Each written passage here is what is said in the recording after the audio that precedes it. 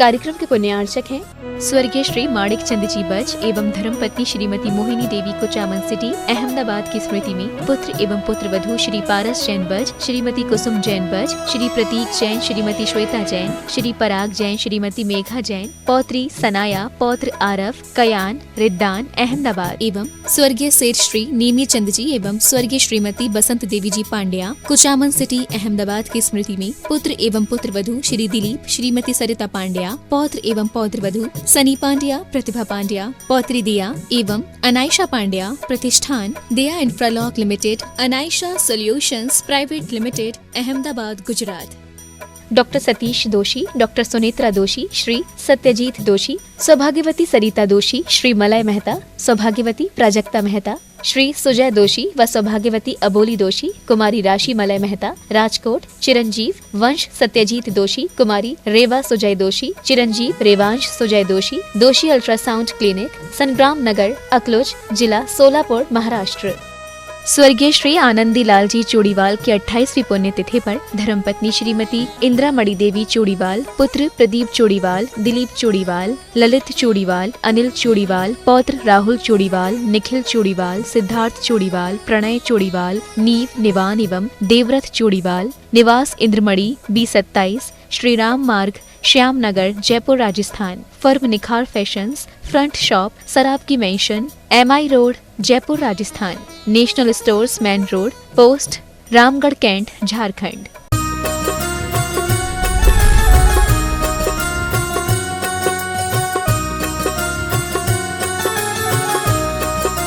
बोलिए विश्व वंदनीय देवादिदेव 1000 से चंदा प्रभु भगवान की जय जय जय। बोले चिंतामणि श्री पार्श्वनाथ भगवान की जय जय जय। बोलिए परम पूज्य संत श्रोमणी श्रवण संस्कृति उन्नायक आचार्य भगवंत गुरुवर श्री विद्यासागर जी महाराज की जय जय जय। बोले परम पूज्य गुणायतन प्रणेता, शंका समाधान प्रवर्तक, भावना योग प्रवर्तक, प्रखर वक्ता मुनिवर श्री 108 प्रमाण सागर जी महाराज की जय जय जय।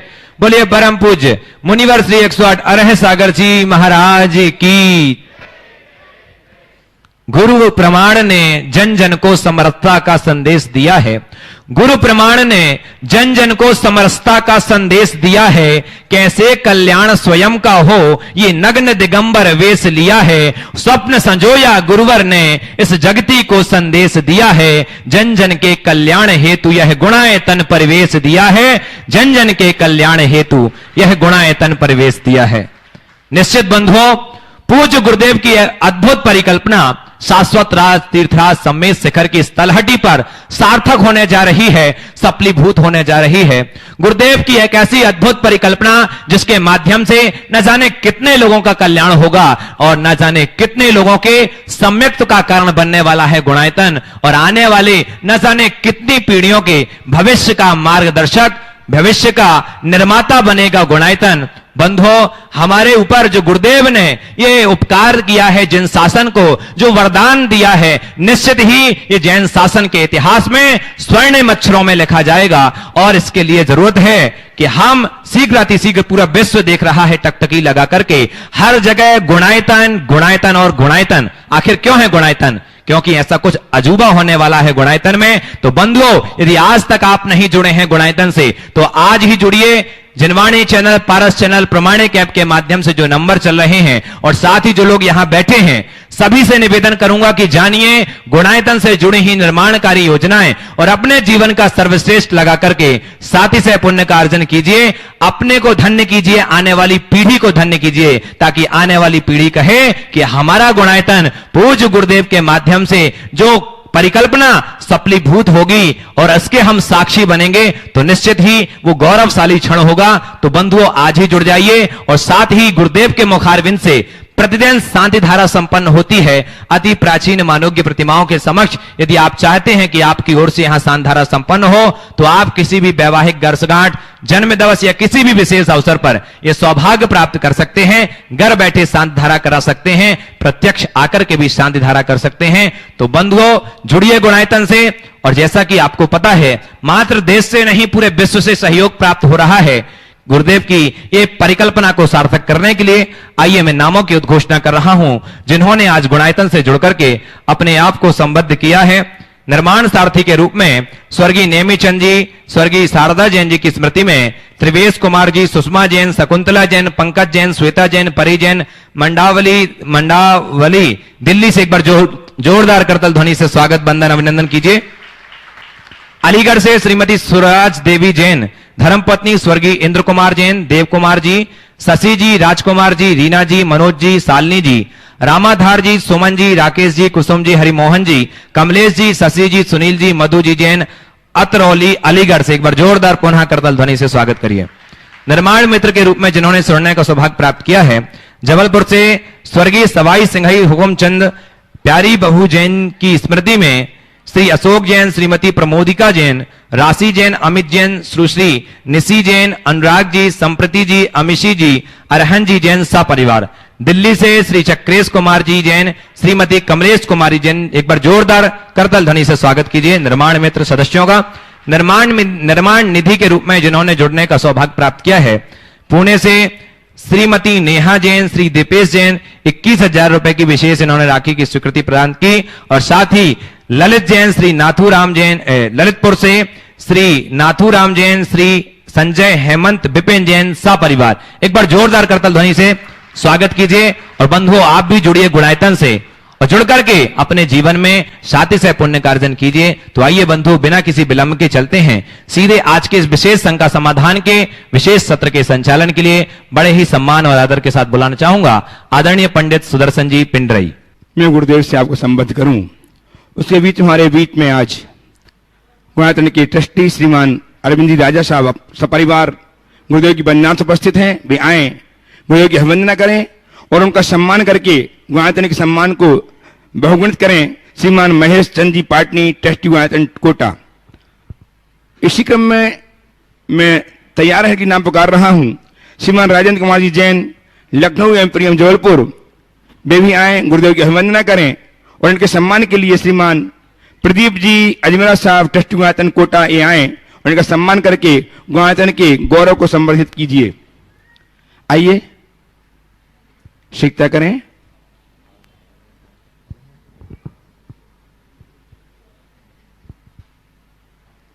तालियां, आपकी तालियां लगातार बजती रहनी चाहिए। और श्रीमान रमेश चंद जी, श्रीमती शशि जी जैन, गोल्डी मैचिंग जबलपुर, ये भी गुरुदेव की अभिवंदनार्थ उपस्थित हुए हैं। इनका सम्मान करने के लिए श्रीमान सुभाष जी जैन सीईओ गुणायतन एवं श्रीमान एल जैन साहब गुणायतन भी आए और इनकी सम्मान करके गौरव को संवर्धित करें। मैं विलंब न करता हुआ आप सबको उनसे चरणों से जोड़ रहा हूं जो आचार्य भगवान विद्यासागर जी महाराज के परम प्रभाव के रूप में जगत विख्यात हैं, जिनके श्रीमुख से जिनवाणी चैनल, पास चैनल एवं प्रमाणिक ऐप के माध्यम से दूर सुदूर सभी सावक जन श्रीमान रमेश चंद जी, श्रीमती शशि जी जैन, गोल्डी मैचिंग जबलपुर, इनका सम्मान करने के लिए श्रीमान सुभाष जी सीईओ गुणायतन, श्रीमान एन साहब कोषाध्यक्ष गुणायतन, सम्मान करके गुणायतन गौरव को संवर्धित करें। इसी चरण है आचार्य भगवान विद्यासागर जी महाराज के परम प्रभाव शिष्य के रूप में परम पूज्य प्रभाव सागर जी महाराज के, जिनके श्रीमुख से हम निरंतर अपनी शंकाओं के समाधान प्राप्त करके पारस चैनल जनवाई के माध्यम से शंकाओं प्राप्त करके समाधान प्राप्त कर अपने जीवन धन कर पा रहे हैं। आज पुनः हम प्रत्यक्षतः इनके समक्ष बैठकर अपनी शंका प्रस्तुत करेंगे। अतः मैं चाहता हूं कि हम अपनी शंका प्रस्तुत करें, उसके पूर्व गुरुदेव का आशीष बरहस्त के रूप में हम पर आच्छादित हो। अतः मेरे साथ उच्चारें, नमोस्तु महर्षि, नमोस्तु महर्षि, नमोस्तु महर्षि। महर्षि श्रीमान राजकुमार जी, श्रीमती हीरा जी बजात्या हजारीबाग से वे प्रथम प्रश्न में उपस्थित हों और उसके बाद में कुछ ऑनलाइन प्रश्नों के माध्यम से इस क्रम को गति दूंगा। हम लोग हजारीबाग से राज हीरा बजात्या। तुझे सूरज कहूँ या चंदा, तुझे दीप कहूँ या तारा, सारे जग का नाम रोशन कर दिया हजारीबाग का राज दुलारा। नमस्ते गुरुदेव, नमस्ते गुरुदेव, नमस्ते गुरुदेव। इंद्रभूति गौतम गंधर्व जब मुनि बने तभी से 4 ज्ञान के धारी बन गए थे। वे श्रुत केवली तो थे, वैसे ही बन गए थे, फिर भी उन्हें उपदेश की क्या आवश्यकता थी। मेरी शंका का समाधान करें। नमस्ते गुरुदेव। इंद्रभूति गणधर 4 ज्ञान के धारी थे, बिल्कुल थे। उनके माध्यम से द्वादशांग की रचना हुई। वे द्वादशांग के भी ज्ञाता थे। इस अर्थ में देखा जाए तो उन्हें किसी से कोई उपदेश की जरूरत नहीं थी, लेकिन एक अनुभव सिद्ध बात है। कई चीज़ें हमें पहले से पता होती हैं, लेकिन उसके विषय में बड़ों से सुनने की इच्छा होती है, और बड़े जब उसके विषय में बताते हैं तो मन में एक अलग उत्साह होता है, रुचि जगती। यद्यपि गांधार परमेष्ठी भगवान के द्वारा जो भी बताया जा रहा है उसे जानते हैं, लेकिन वो चाहते हैं कि जैसे मैं जानता हूँ लोग भी जाने और सीधे भगवान के मुख से जाने। समझ गए? तो वो सबको साक्षात्कार कराना चाहते, भगवान की वाणी का रसास्वाद कराना चाहते। इसलिए भगवान से गौतम गणधर भी भगवान से प्रश्न करते हैं और माध्यम भगवान बनते हैं, हम सबको उत्तर मिलते हैं।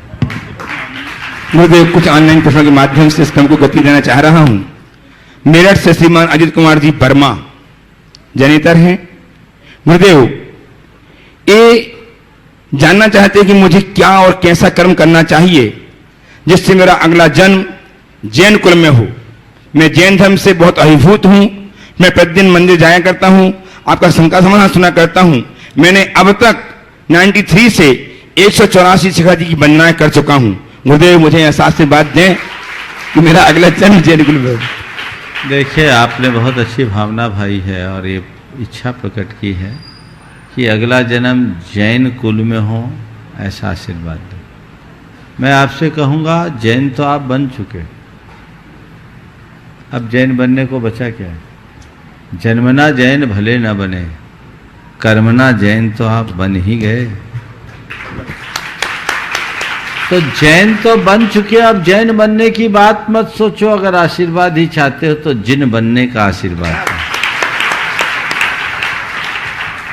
कि प्रभु इस जन्म में जन्मना न सही, अपने पुण्योदय और गुरुओं की कृपा से मैं जैन बना, कर्मना जैन बना। अब मेरी आत्मा में ऐसी योग्यता विकसित हो कि मैं साक्षात जिनत्व को अपने भीतर उद्घाटित करूं। ये तब होगा जब हम अपने आप को भेद विज्ञान से जोड़ेंगे और धर्म के मर्म के साथ अपने जीवन को आगे बढ़ाएंगे। गुरुदेव, सिद्धांत जैन इंदौर से आपके चरणों में कोटि सह नमन अर्पित कर जाना चाहते हैं कि गुरुदेव, क्या हमारे जीवन में जो कुछ होता है वो भगवान की इच्छा से होता है?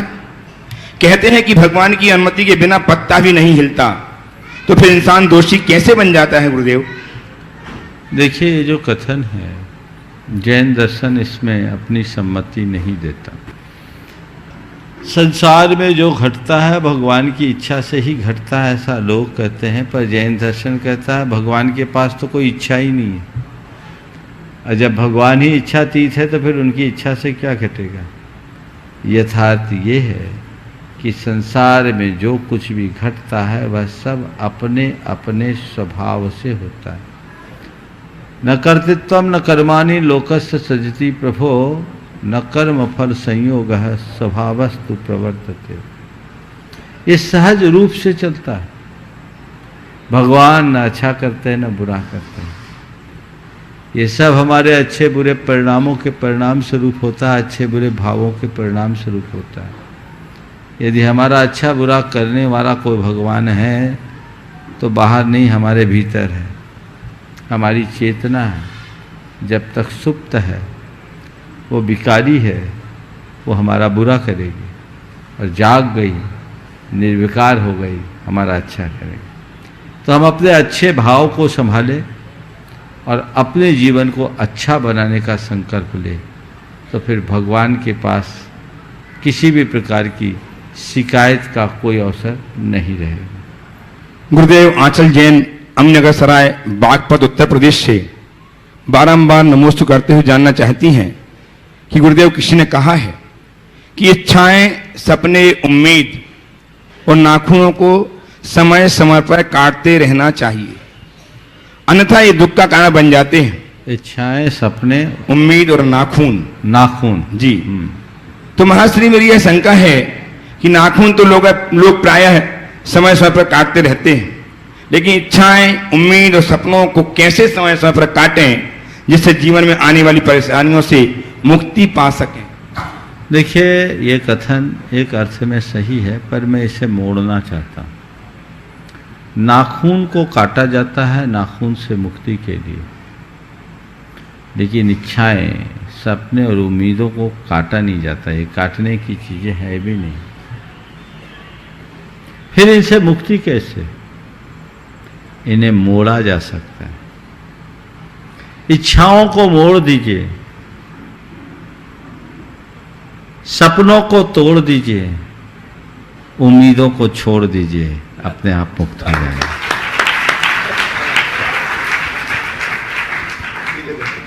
इच्छाओं को मोड़ना है। हमारे मन में उत्पन्न होने वाली अंतहीन इच्छा को यदि हमने प्रभु चरणों में अर्पित कर दिया तो ध्यान रखना, हमारी इच्छा सफल भले ना हो, निर्मल जरूर बनेगी। और मैं कहता हूं कि मेरी इच्छा सफल हो, प्रभु से ऐसा कभी मत कहना, प्रभु मेरी इच्छा को सफल कर दे, ये वरदान मत मांगना। प्रभु चरणों में जब जाओ तो केवल यही भाव व्यक्त करो, प्रभु मेरी इच्छा निर्मल कर दे, जीवन धन्य हो जाएगा। तो इच्छा को मोड़ना है और सपने को तोड़ना। सपने कब टूटते हैं? जब हम जागते हैं। सपने में तो जी रहे हैं, अनादि से यही होता आ रहा है। उसे तोड़े, जाग कर तोड़े। यदि हमारी चेतना जाग जाती है तो हम अपने सपनों को तोड़ने में पूरी तरह समर्थ हो जाते हैं। तो तोड़ना है और उम्मीदों को छोड़ना है। ज्यादा उम्मीद लगा करके बैठोगे तो दुखी ही बने रहोगे। इसलिए अगर मुक्ति चाहिए तो इच्छा को मोड़ो, सपनों को तोड़ो, उम्मीदों को छोड़ो। तैयार हैं श्रीमान महेंद्र जी उषा जी अजमेरा गया से। और महर्षि अंतिम ऑनलाइन प्रश्न श्रीमान अखिलेश जी मीना जी सतभैया ट्रस्टी गुणायतन टीकम गढ़ से आपके चरणों में बारंबार नमोस्तु करते जानना चाहते हैं। गुरुदेव, रात्रि में भोजन का हमारा त्याग है, त्याग व्रत है। एक जगह पढ़ा, तीनों संध्या काल में भोजन नहीं करना चाहिए। जो करता है वह मनुष्य गरीब, रोगी, अल्पायु को प्राप्त होता है। यह तीनों संध्या काल कौन कौन से हैं? गुरुदेव मेरी शंका का समाधान करें। देखिए, संध्या काल का मतलब होता है ट्रांजिशन पीरियड। सूर्योदय और सूर्यास्त के 24 मिनट पहले और 24 मिनट बाद, ये संधि काल है। जैसे इन दिनों इस तरफ लगभग 5:15 पर सूर्योदय होता है, तो उससे 24 मिनट पहले और 24 मिनट बाद ये संधि काल है। शाम को इधर सूर्यास्त अभी लगभग 6:10 के आसपास होता है। उससे 24 मिनट पहले और 24 मिनट बाद जो भी सूर्योदय और सूर्यास्त का काल है। इसी प्रकार मध्याह्न में, ठीक मध्याह्न काल से 1 घड़ी पहले 1 घड़ी बाद, यानी 24 मिनट पहले और 24 मिनट बाद, ये संधि काल के अंतर्गत आता है। ये हमारी सामायिक का काल है, ये हमारी साधना का काल है, इसलिए उस पर हमें ध्यान देना चाहिए। देखिए, मध्याह्न काल में आप भले भोजन लो, मैं उस विषय में नहीं कहूँगा, लेकिन शाम के समय जिस समय आप लोग भोजन करते हो ना, वो सबसे बुरा समय है। आप लोग सूर्यास्त होते होते भोजन करते हो, वो ट्रांजिशन पीरियड है, उस समय तो सूक्ष्म जीवों का संचार और बढ़ता है। अब तो कहता अभी तो दिन नहीं छिपा, अभी दिन नहीं छिपा। अरे भाई, रात्रि भोजन छोड़ ही दिए हो और जिस हिंसा से बचने का भाव रखकर छोड़े हो, तो थोड़ा समय का ख्याल रखो, टाइम को मैनेज करो, थोड़ा पहले करो। जैसे इन दिनों आप लोगों को सच्चे अर्थों में शिखर जी जैसी जगह में देखे ना, तो 5:45 तक तो भोजन से फुर्सत हो चुकना चाहिए। आप लोग उसके बाद तो जाते हो, तो उसमें जीव हिंसा की संभावना है, इसका ध्यान रखना चाहिए। उपस्थित हो श्रीमान महेंद्र जी उषा जी अजमेरा गया से, और इसी बीच में श्रीमती रसरोद देवी, भवनलाल जी ओस्तवाल विजयवाड़ा, इन्होंने 11,000 की राशि मंदिर निर्माण प्रदान की। बहुत बहुत साधुवाद। तैयार हैं श्रीमती सुधा राजकुमार जी बजात्या जसपुर, देवन जी अजमेरा साहब गया से, और तैयार हैं श्रीमती सुधा राजकुमार जी बजात्या जयपुर से, जसपुर से। बोले। नमोस्तु गुरुदेव, नमोस्तु गुरुदेव, नमोस्तु गुरुदेव।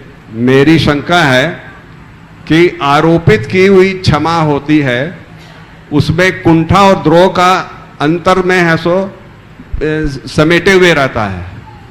जो परस्पर आत्मपीड़क होती है परस्पर एक दूसरे के प्रति। अब विकार रहित क्षमा का किस प्रकार विकास हो? पहले क्षमा तो हो जाए, फिर आरोपित और विकार। सच्चे अर्थों में देखा जाए, जब तक मन में विकार है तब तक क्षमा क्षमा ही नहीं। क्षमा मन की निर्विकार परिणति है। जिसका हृदय विशाल होता है वही क्षमा को धार पाता है। इसलिए अपने अंदर उदारता को बढ़ाएं, हृदय की विशालता को बढ़ाएं, तब हम क्षमा को उद्घाटित कर पाएंगे। ओम। आइए श्रीमती सुधा राजकुमार जी बजाते हैं जसपुर से, और तैयार हैं श्रीमान सीए रुचि जैन, अंकुर मोदी, गंज बासोदा, आनंद जी मोदी, पंकज जी मोदी परिवार से। हाँ, बोलिए। नमोस्तु गुरुदेव, नमोस्तु गुरुदेव, नमोस्तु गुरुदेव।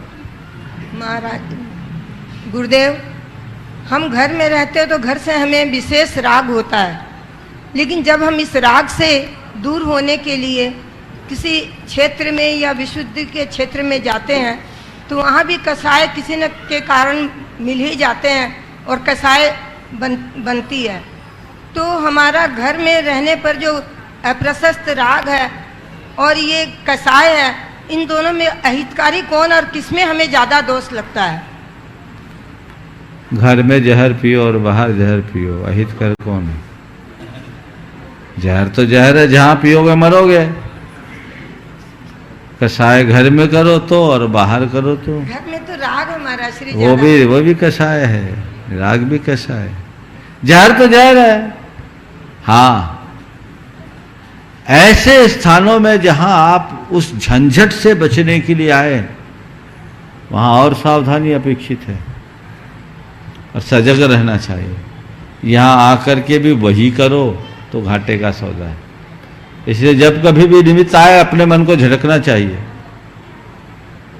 और सोचना चाहिए मैं आया किस लिए। ये ठीक नहीं है, ये तो मेरे उद्देश्य में बाधक है, मुझे इससे मुक्त होना है। मन को झटक दो, चीजें अपने आप ठीक हो।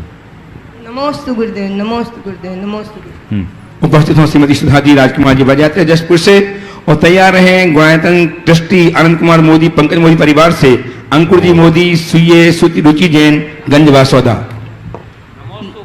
नमोस्तु गुरुदेव, नमोस्तु गुरुदेव, नमोस्तु गुरुदेव। गुरुदेव, मेरा प्रश्न ये है कि मैं जितने भी जिनवानी पढ़ती हूँ, पाठ पढ़ती हूँ, चाहे कोई ग्रंथ जो भी पढ़ती हूँ, तो जितने भी पंडित जी लोग लिखे हैं सब पुल्लिंग वाच्य में लिखा हुआ है, और माता जी लोग भी लिखती हैं, वो भी पुल्लिंग वाच्य में लिखती है। तो अच्छा, महाराज से ये प्रश्न है कि क्या स्त्रियों का कोई भावना नहीं होता? हम लोग कुछ भावना नहीं बहा सकते जहाँ सब जगह पुल्लिंग ही लिखा जाता है? बहुत अच्छी बात है। अगर आप अपने आप को स्त्री मानती हो तो ये मन में हीन भाव। सच्चे अर्थों में देखा जाए, आत्मा न तो स्त्री है न पुरुष है, आत्मा तो आत्मा है। आप पूजा किसके लिए कर रहे हो? आत्मा के लिए? किस चोले के लिए? नहीं, आत्मा के लिए। तो फिर आत्मा ही गा रहा है, आत्मा ही पूजा कर रहा है, ऐसा क्यों नहीं सोच लेते? और उस भाव को अपने आत्मा के भाव बना दो, लिंग के झमेले से ही मुक्त हो जाओ। नमोस्तु गुरुदेव, नमोस्तु। उपस्थित होशिए रुचि अंकुर मोदी गंज बासोदा। तैयार रहे श्रीमान महेश चंद जी पाटनी, ट्रस्टी गुणायतन कोटा। नमोस्तु महर्षि, नमोस्तु महर्षि, नमोस्तु। समस्त मोदी परिवार गंज बासोदा को नमोस्तु महर्षि। महर्षि मेरी जिज्ञासा है कि अंतर्मन की शंकाओं के निवारण का सबसे उचित उपाय क्या है? जिस व्यक्ति विशेष के प्रति शंका है उनसे समक्ष बैठकर बात कर लेना या फिर प्रतीक्षा करना जब तक उस शंका का स्वयं ही समाधान ना हो जाए, किंतु विलंब से जितना विलंब होता है उतना ही ज्यादा मन विचलित रहता है। कृपया समाधान कीजिए। किसी व्यक्ति के प्रति अगर मन में शंका हो तो उसके निवारण के लिए क्या करें? दो बातें आपने पूछी, दो, और मेरी दृष्टि से दोनों उपाय अपने अपनी जगह सही है और हमें दोनों उपायों का पालन करना चाहिए। प्रथमतया अगर संभव हो तो सामने वाले के समक्ष जाकर निराकरण कर लेना चाहिए, ताकि अंदर ज़्यादा गड़बड़ी उत्पन्न ना हो सके। और यदि ऐसा नहीं हो पा रहा है तो समय पर छोड़ देना चाहिए। कई बार ऐसा होता है कि जिन बातों को लेकर हम अपने मन में शंका उत्पन्न करते हैं उनका कोई आधार ही नहीं रहता, समय पर सब ठीक हो जाता। उपस्थित हो श्रीमान महेश जी चंद जी पाटनी, ट्रस्टी वतन गोटा। और तैयार हैं श्रीमती प्रेमलता जी गुवाहाटी। महाराज श्री नमोस्तु नमोस्तु नमोस्तु। महाराज श्री आत्मा भिन्न शरीर भिन्न, ये संसारी प्राणी तब तक आता है इस बात को जब तक शारीरिक अनुकूलता बनी रहती है, चारों तरफ घूमता रहता है। तो ऐसा क्या करें कि समाधि मरण तक भी आदमी को ये लगे कि मुझे आत्मा का उद्धार करना है, कैसे करना है, इसके बारे में आप निर्देश। नेत्र आत्मा की भावना भाव और शारीरिक प्रतिकूलता आए और उस समय आप भेद विज्ञान का अनुभव करें, उससे पहले शारीरिक अनुकूलता में वैसा अभ्यास करने के आदि बने। नमस्ते महाराज। उपस्थित हो श्रीमती प्रेमलता जी गुवाहाटी से।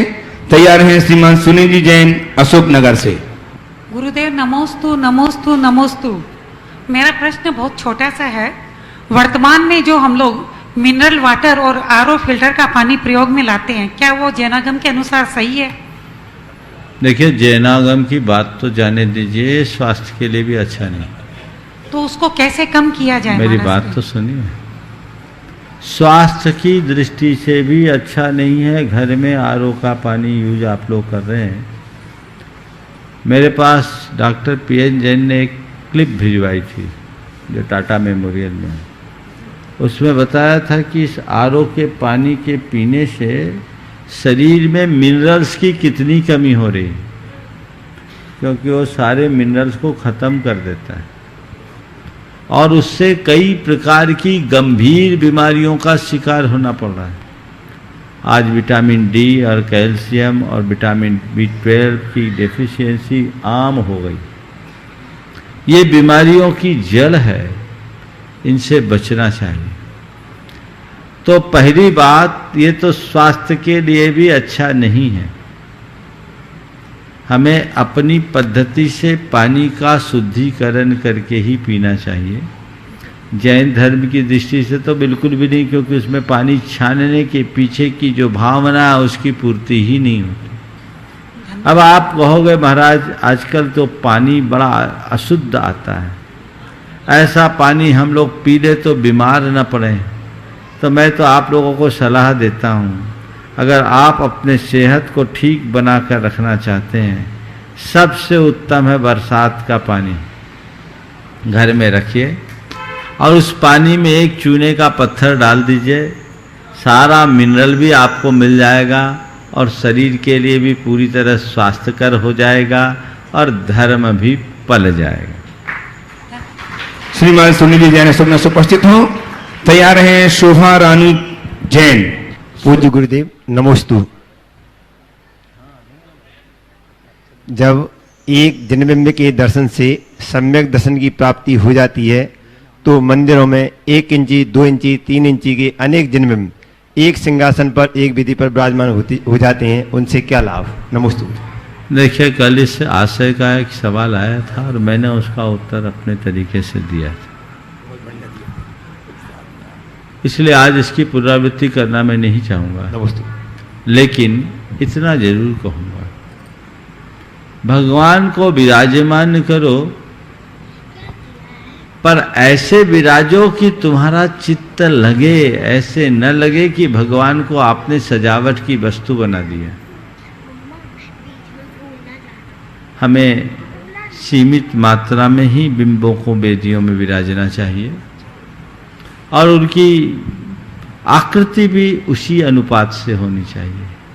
कई बार लोग फिर इतनी सारे भगवान विराजते तो भगवान नहीं रहते, मूर्तियां रह जाती है, और छोटे छोटे बिंबों के साथ तो ऐसा होता है कि कई बार आप लोगों के हाथ लगने से वे लुढ़क जाते, अभिनय के पात्र बन जाते। इसलिए विवेक जरूर रखना चाहिए। नमस्तु। शोभा रानी जी उपस्थित हों और तैयार हैं श्रीमान प्रदीप जी अजमेरा साहब, ट्रस्टी गुणायतन कोटा। गुरुदेव के चरणों में मेरा और मेरे पूरे परिवार विनम्र ग्राफिक्स कटनी की ओर से नमोस्तु गुरुदेव, नमोस्तु नमोस्तु गुरुदेव।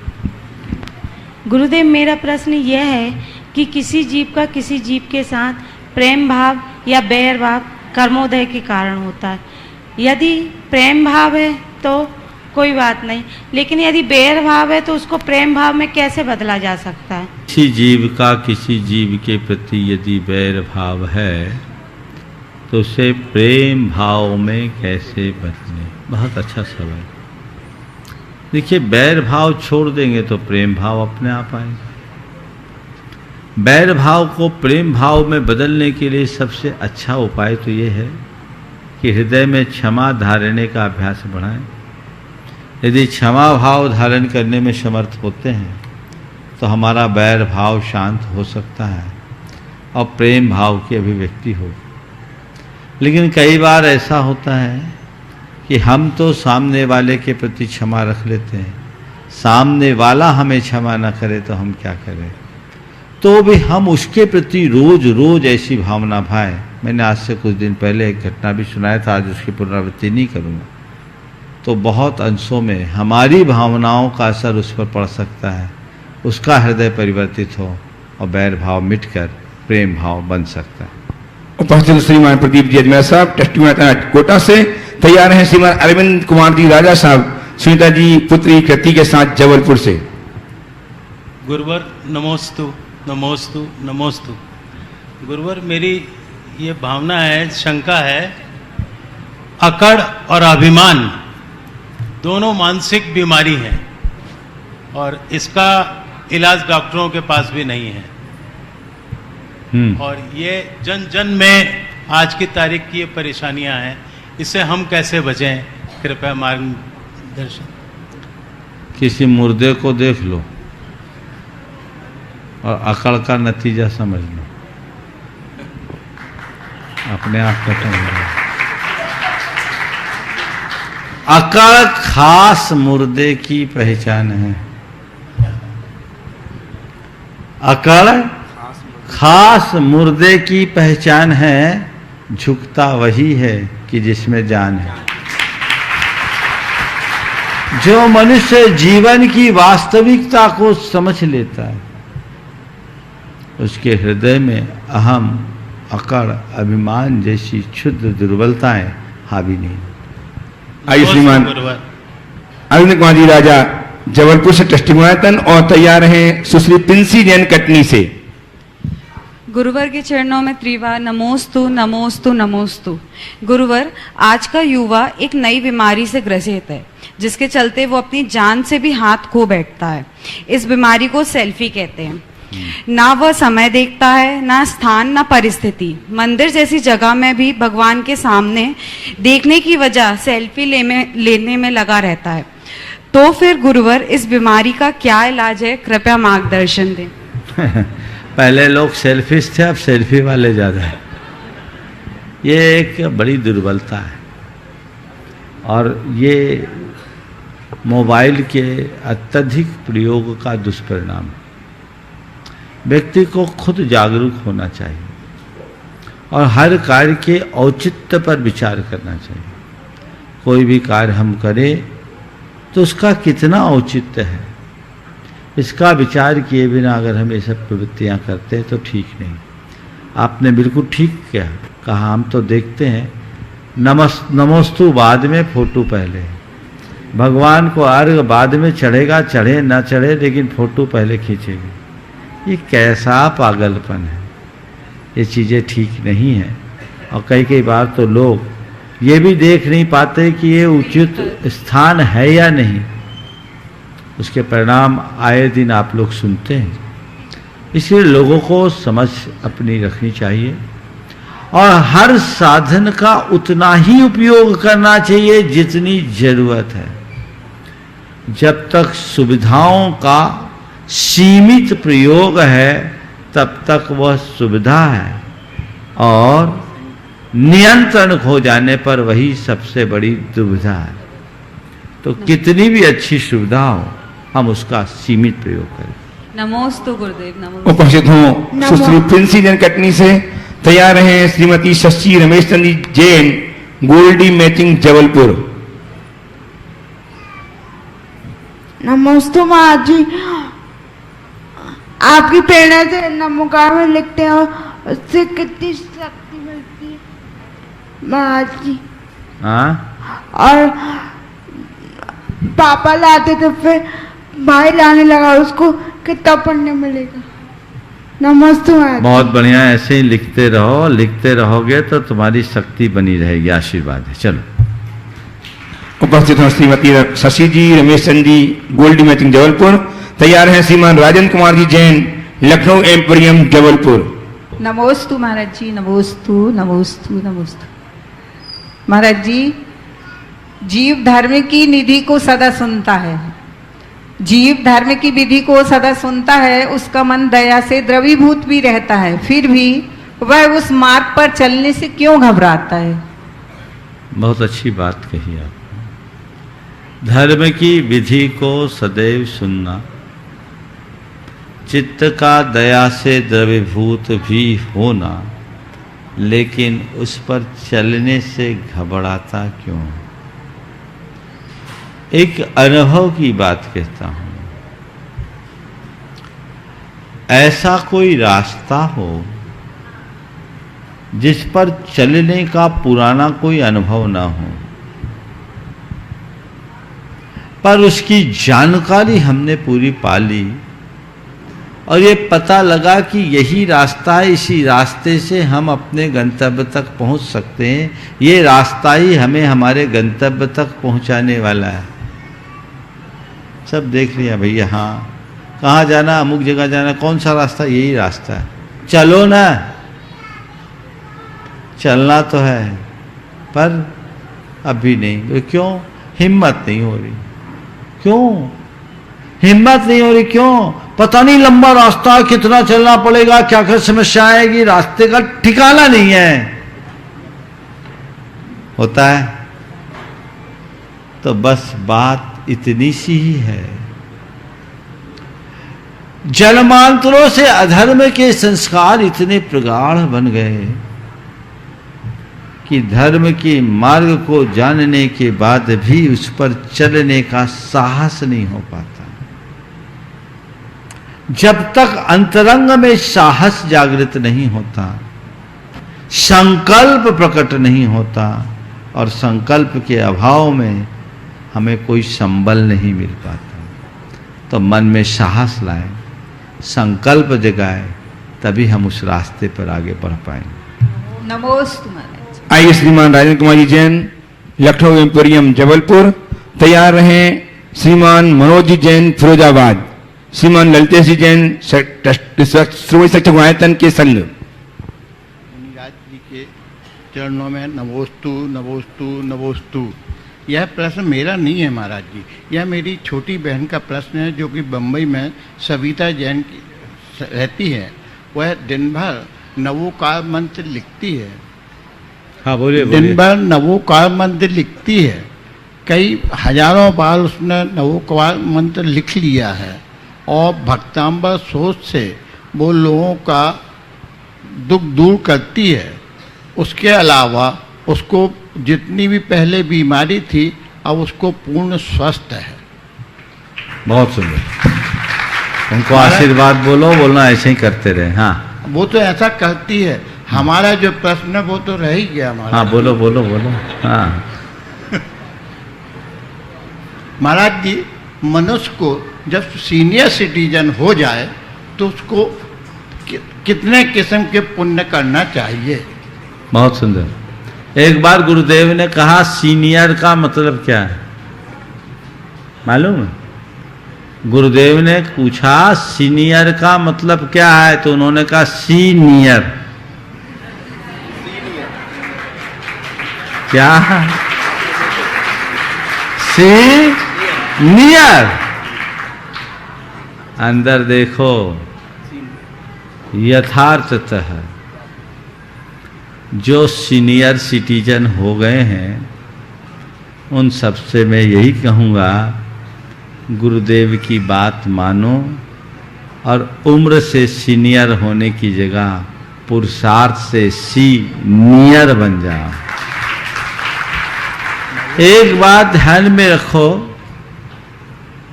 60 वर्ष की उम्र पूरी हो गई यानी मूल जिंदगी गई, ब्याज बचा। अरे महाराज जी 80 की हो गई। हाँ, आप तो लगते 60 के हो। ऐसे ही आचार्य श्री पिछले हफ्ते बोल रहे हैं। हाँ ठीक है, मैं आपके लिए नहीं बोल रहा, सबके लिए बोल रहा हूं कि 60 छूते ही व्यक्ति को ये सोचना चाहिए कि हमारी मूल जिंदगी पूरी हो गई, ब्याज बचा है, अब क्या करना है? अब कमाना है, गंवाना नहीं। क्या कमाना है? पुण्य की संपदा कमाना है। समझ गए?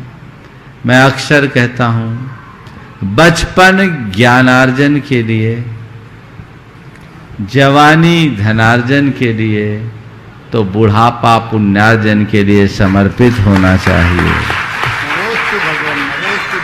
अब जो बचा है अच्छे कार्य में लगाओ, क्योंकि तुम्हारी बैलेंस शीट नेगेटिव जा रही है। हर व्यक्ति को एक बार तटस्थ भाव से सोचना चाहिए, 60 वर्ष की उम्र मैंने पार कर ली, इन 60 वर्षों में मैं कितना कमाया हूं, कितना गमाया हूं, पूर्व संचित पुण्य का मैंने भोग कितना किया और नूतन पुण्य का अर्जन कितना किया। हिसाब तो लगाओ, तो पता लगेगा भोगा ज्यादा है, अर्जन कम किया है, यानी मेरी बैलेंस शीट माइनस में है। अब रिकवर करना है, नहीं तो क्या होगा? ऐसी माइनस में जाओगे तो क्या होगा? दिवाला पिटेगा और क्या होगा? दिवालिया तो है ही जन्म जन्मांतरों के। तो अभी मेरे पास अवसर है, अब जो खो गया सो खो गया, अब मुझे नहीं खोने देना है। अब मुझे संभल संभल कर चलना है और अपने एक एक समय का सही उपयोग करना है। अब अपव्यय नहीं, सद्व्यय करना है, समय का, शक्ति का, संसाधनों का, और जितना बन सके शुभ कर्मानुष्ठान में रत रहना है। देखिए, आज बहुत दिन बाद ये सवाल आया है, एक दो बातें आप सबके लिए मैं कहूंगा। हमारा जो ये शरीर है ना, हम एक सिद्धांत की बात कह रहे हैं। एक समय तक शरीर ग्रोथ लेता है, फिर स्थिर होता है, फिर धीरे धीरे शरीर में ह्रासमेंट शुरू हो जाता होता है। हमारे शास्त्रों में बताया गया कि हमारा ये शरीर केवल भोजन से नहीं चलता, हम प्रतिपल वातावरण से परमाणुओं को ग्रहण करते छोड़ते उससे चलता है। उसमें प्रारंभिक अवस्था में 3 स्टेज है, संघातन, परिसातन और एक साथ संघातन परिसातन। संघातन यानी कलेक्शन, परिसातन यानी डिसोसिएशन, और एक साथ ही कलेक्शन और डिसोसिएशन दोनों। तो जब हम जन्म लेते हैं तो हमारे जीवन के शुरुआती दौर में पुद्गल परमाणुओं का संघातन अधिक होता है, परिशातन कम। यानी हम परमाणुओं को ग्रहण ज्यादा करते हैं, छोड़ते कम है। समझ गए? इससे ग्रोथ मिलती है। जैसे जैसे ग्रोथ हो रही है, एक उम्र तक व्यक्ति के शरीर में बहुत तेजी से ग्रोथ आती है, यानी अभी संघातन अधिक है, परिशातन अल्प, आमदनी अच्छी है, खर्चा कम। फिर एक उम्र के बाद व्यक्ति के शरीर में एक रूपता सी बनी रहती है। कभी कभार कोई बीमारी आई, थोड़ी बहुत हरासमेंट भी हुआ तो फिर रिकवर हो जाता है। ये प्रायः यौवन अवस्था के उभार के बाद प्रौढ़ावस्था में एक सा लगभग बना रहता है। इसका मतलब अभी दोनों इक्वल है, संघातन परिशातन दोनों समान है। लेकिन 60 पार करते ही धीरे धीरे धीरे धीरे, बल्कि 60 के पहले ही 50 से ही शुरू हो जाते। क्या होता है? चेहरे पर बल आने लगते हैं, झुर्रियां आने लगती है। आप कितना भी अपने आप को अप टू डेट रखने की कोशिश कीजिए, आपके शरीर पर बुढ़ापे के लक्षण प्रकट होते ही हैं। होते हैं कि नहीं? इसका मतलब संघातन कम, परिशातन ज्यादा। यानी जीवन का जो चौथापन है, इसमें इस शरीर के लिए आवश्यक आधारभूत आमदनी कम है, खर्चा ज्यादा। आमदनी बहुत है। नहीं है काय की वो आमदनी नहीं जो हम बोल रहे, सुनो, वो आमदनी तो ही धरी रह जाएगी। वो आमदनी है भी तो उसको भी लगाने का जी नहीं है, जी उसमें लगा। हाँ, बहुत सुंदर। मैं जो बोल रहा हूं उसको सुनो। तो क्या हुआ? हमारे अब शरीर में दिनों दिन हरासमेंट बढ़ेगा। तो अब क्या चाहिए? अपने शरीर को ठीक रीति से मेंटेन रखना चाहते हो तो तनावपूर्ण कार्यों से अपने आप को दूर रखो। अतिरिक्त श्रम से अपने आप को बचाओ। जिंदा दिली के साथ धर्म ध्यान से जियो। शरीर भी फिट रहेगा, मन भी प्रसन्न रहेगा, तब तुम अपना अंत अच्छे से कर पाओगे। नहीं तो मैंने बहुतों को देखा है, शेर की तरह जिए हैं, कुत्तों की भांति मरे हैं, पैरालाइज हो गए हैं, अस्पताल में पड़े हैं, महीनों ऐसी हैं, नलियां लगी हुई है। ये जिंदगी है। जिंदा लाश बनकर के जीने की नौबत ना आए।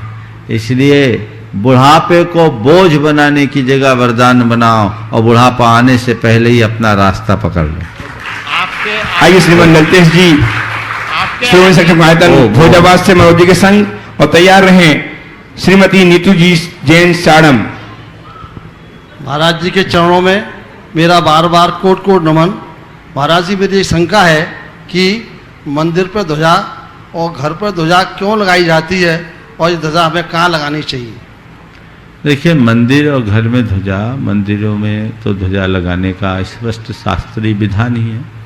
ऐसा लिखा है कि मंदिर में अगर ध्वजा न हो तो उस मंदिर में किए गए पूजा पाठ का वांछित फल नहीं मिलता। जिस मंदिर में हम ध्वज पताका लगाते हैं, उस ध्वजा के लहराने से वहाँ की जो सकारात्मक ऊर्जा है पूरे वातावरण में फैलती है। इसलिए मंदिर में ध्वजा लगाना चाहिए। मंदिर के मुख्य शिखर पर नैऋत्य कोण में ध्वज का स्थान बताया, वहाँ पर ध्वजा लगाना चाहिए। और ध्वजा को मंदिर के कलश से कम 1 हाथ ऊंची होनी चाहिए। कलश से ध्वजा न टकराए, ऐसा ध्यान रखना चाहिए। घरों में भी ध्वजा लगाना सकारात्मकता का द्योतक होता है। आप लगा सकते हैं घर के ऊंचे स्थान पर। आपके धार्मिक होने की पहचान भी बनती है। यद्यपि घरों में ध्वज लगाने की कोई स्पष्ट विधि मेरे पढ़ने में नहीं आई, पर एक प्रकरण मुझे याद आ रहा है। जब हनुमान जी लंका गए तो वो तो अननोन थे, कहाँ जाए, तो उन्होंने एक घर में ध्वज देखा और धर्मध्वजा लहराता हुआ देखा तो उन्होंन सोचा जरूर ये किसी धर्मी व्यक्ति का घर होगा। वो वहाँ पहुँचे तो पता लगा वो विभीषण का महल था। तो धर्म ध्वजा लगाना आपके धार्मिक होने का प्रमाण है, इसलिए व्यक्ति को धर्म ध्वजा लगाना ही चाहिए। हाँ आइए अजय। हाँ नमोस्तु महाराज जी, नमोस्तु महाराज जी, नमोस्तु महाराज जी। महाराज जी मेरा क्वेश्चन ये है कि मेरे पैर में पोलियो है और मैं 4-5 साल की अवस्था में था, तब ये बुखार आने से इंजेक्शन लगने से ऐसा हो गया। तो महाराज जी मैं जब भी मैं अभिषेक करता हूँ तो मुझे लोग थोड़ा सा अलग तरीके का वो व्यवहार सा करते हैं, तो श्री जी का अभिषेक करना मेरे लिए सही है या यदि आप अपना काम करने में समर्थ हो तो आप अभिषेक भी कर सकते हो और आहार दान भी दे सकते हो। हाँ अगर आप काम करने में अक्षम होते तो बात अलग, आपका अंग तो पूर्ण है ना। हाँ जी, हाँ इसलिए ऐसे लोगों के प्रति हमें और सहानुभूति परक भाव रखना चाहिए। उनके साथ इस तरह का उपेक्षापूर्ण या अभद्र व्यवहार उचित नहीं। आइए श्रीमती नीतू जी चाणम से तैयार हैं सौरभ सिंघई अभिनव जैन सतना के साथ। नमोस्तु महाराज जी, मेरे परिवार की ओर से आपको साधन नमोस्तु नमोस्तु नमोस्तु। महाराज जी ईर्ष्या हमारी बहुत बड़ी दुर्बलता है, ये दुर्बलता हमारे आंतरिक सौंदर्य को नष्ट कर देती है। तो महाराज जी इस दुर्बलता से हम अपने आप को कैसे बचाएं, कृपया मार्गदर्शन दें। देखिए ईर्ष्या से बचने के लिए 4 उपाय बताता हूँ। ईर्ष्या से बचना है तो अपने मन में उदारता लाएं। दूसरी बात गुणग्राही बने। तीसरी बात अपनी लाइन को लंबी करने की कोशिश करें। और चौथी बात औरों की प्रशंसा करने की आदत डाल दें। प्रशंसा करने और प्रशंसा सुनने की आदत डाल दें तो पूरा काम हो सकता है। ऐसे विस्तार से अगर किसी को जानना है तो ईर्ष्या पर मेरे अनेक प्रवचन हैं, आप उससे लाभ ले सकते हैं। उपस्थित हैं श्रीमान सौरभ सिंघई कंजन विहार जबलपुर से, श्रीमान अभिनव जैन सतना के साथ एक प्रश्न के लिए तैयार हैं सुश्री अर्चना जी जैन अशोकनगर, श्रीमती अर्चना जैन अशोकनगर से। मुनिवर मेरा ये प्रश्न है, क्या रत्नों का हमारे कर्मोदय पर प्रभाव पड़ता है, और यदि पड़ता है तो यदि हम श्री जी का अभिषेक पूजन नित्य करते हैं तो क्या उससे हमारे कर्म नहीं कटते हैं? तो क्या रत्न हमें धारण करना चाहिए? उसके बाद क्या समाधान कीजिए। हमें नहीं मालूम रत्नों का क्या प्रभाव पड़ता है, पर रत्नत्रय का तो प्रभाव हमने महसूस किया। तुम रत्न धारो या ना धारो, रत्नत्रय धारो, जीवन धन हो जाएगा। ध्यान रखना, अपनी करनी न सुधारो तो रतन की दुकान भी खोल लो तो कुछ नहीं होगा। समझ गए? इन सब का असर है, पर इन्हें ही सब कुछ मानना अच्छी बात नहीं। हमें हर बात को गहराई से समझना चाहिए। आजकल तो हर बात की मार्केटिंग होने लगी। हर बड़े ज्वेलर के पास आप कोई ना कोई पंडा मिलेगा, कोई ना कोई बाबा मिलेंगे, और वो उस तरीके से चीज़ें चलती हैं। मैं इनके प्रभाव को नकारता नहीं हूँ, लेकिन यही सब कुछ नहीं है। हम कहीं कहीं कारक बनते हैं, पर इसमें आजकल बहुत चीटिंग भी होती है। रत्न धारण करने वाला बने या ना बने, रत्न बेचने वाला तो बन ही जाता है। तो मैं आप सबसे कहता हूँ, यदा कदा कोई बिल्कुल प्रामाणिक व्यक्ति हो, आप उसका उपयोग करते हो तो मैं निषेध नहीं करता, पर जैसा मैंने कहा, रत्न धारो या न धारो, रत्नत्रय को धारो, जीवन का उद्धार हो जाएगा। और रत्नत्रय को धारने का मतलब व्यापक है। अगर तुम रत्न नहीं भी धारते हो और अपने भाव को सुधारते हो, प्रभु परमात्मा की पूजा आराधना करते हो, तो तुम्हारा बहुत कुछ भावी अनिष्ट अमंगल टल सकता है। भाव विशुद्धि से बड़ी ताकत संसार में कोई दूसरी नहीं। श्रीमती अर्चना जी जैन अशोकनगर से उपस्थित हो। तैयार हैं सुश्री आयुषी जैन प्रतिभा स्थली की छात्रा, जबलपुर की छात्रा। महाराज श्री मेरा और मेरे पूरे परिवार की तरफ से नमोस्तु नमोस्तु नमोस्तु। महाराज जी ये प्रश्न मेरी बेटी का है। जब हम लोग शिखर जी के लिए आ रहे थे तो हमारा रिजर्वेशन हो रहा था, तो मेरी बेटी ने बोला कि माँ मेरा रिजर्वेशन मत करवाना, क्योंकि मैं घर पर रुककर दादा दादी का ध्यान रखूँगी। तो वे ये जानना चाहती है कि मैंने ऐसा बोला तो क्या मैंने शिखर जी के लिए अंतराय कर्म डाला, और साथ ही वे ये जानना चाहती है कि मैं आपको अपना गुरु तो मानती हूँ, लेकिन मैं अभी तक आपसे बोल नहीं पाई कि आप मेरे गुरु हैं, तो क्या इसका मुझे पुण्य प्राप्त होगा? देखिए, सबसे पहली बात तो उस बेटी से कहो कि आपने जो काम किया वो एक दृष्टि से अच्छा किया, वो वहाँ घर पर है तो आप लोग निर्बाध वंदना कर रहे हो तो अच्छा है। अब आप लोगों को चाहिए कि उनने आपकी वंदना में सहयोग किया, तब आप जाने के बाद उसकी वंदना का रास्ता प्रशस्त कर दो, बराबर हो जाएगा। रहा सवाल गुरु के रूप में किसी को स्वीकार करना और गुरु के लिए उसका निवेदन करना जरूरी नहीं है, हृदय में धार लो तो जीवन का उद्धार होगा। चलो। उपस्थितों प्रतिभा स्तरीय जयपुर की छात्रा श्री जैन शिखर जी से तैयार है श्रीमान एन साहब को सदक दुआएं।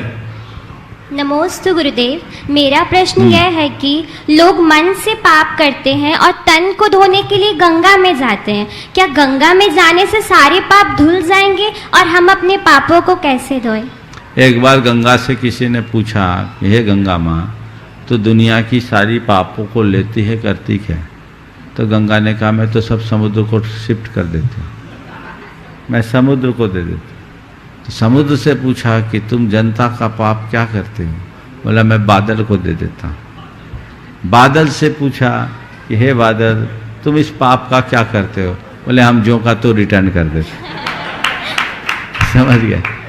ध्यान रखने की बात केवल इतनी सी है कि तन को धोने से मन के पाप नहीं धुलते, मन को धोने से ही पाप धुल सकते हैं। इस प्रकार आज के सत्र को परम पूज्य गुरुदेव के चरणों में नमन अर्पित करते हुए यहीं पर विराम। बोलिए परम पूज्य आचार्य गुरुवर श्री विद्या महाराज की जय जय जय।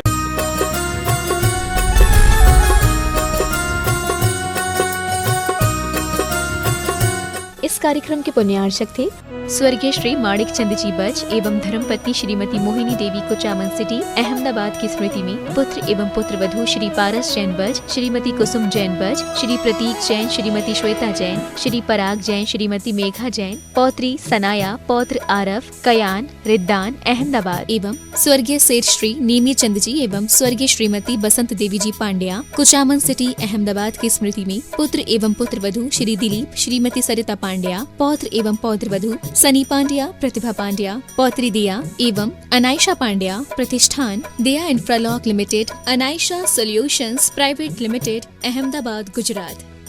डॉक्टर सतीश दोषी, डॉक्टर सुनेत्रा दोषी, श्री सत्यजीत दोषी, सौभाग्यवती सरिता दोषी, श्री मलय मेहता, सौभाग्यवती प्राजक्ता मेहता, श्री सुजय दोषी व सौभाग्यवती अबोली दोषी, कुमारी राशि मलय मेहता, राजकोट, चिरंजीव वंश सत्यजीत दोषी, कुमारी रेवा सुजय दोषी, चिरंजीव रेवांश सुजय दोषी, दोषी अल्ट्रासाउंड क्लिनिक, संग्राम नगर, अकलोज, जिला सोलापुर, महाराष्ट्र। स्वर्गीय श्री आनंदी लाल जी चोड़ीवाल की 28वीं पुण्यतिथि पर धर्मपत्नी श्रीमती इंदिरा मणि देवी चोड़ीवाल, पुत्र प्रदीप चोड़ीवाल, दिलीप चोड़ीवाल, ललित चोड़ीवाल, अनिल चोड़ीवाल, पौत्र राहुल चोड़ीवाल, निखिल चोड़ीवाल, सिद्धार्थ चोड़ीवाल, प्रणय चोड़ीवाल, नीव निवान एवं देवव्रत चोड़ीवाल, निवास Indramani B27, Shri Ram Marg, Shyam Nagar, Jaipur, Rajasthan. Firm Nikhar fashions, front shop, Sarab की mansion, MI road, Jaipur, Rajasthan. National stores, main road, post, Ramgarh, cantt, Jharkhand.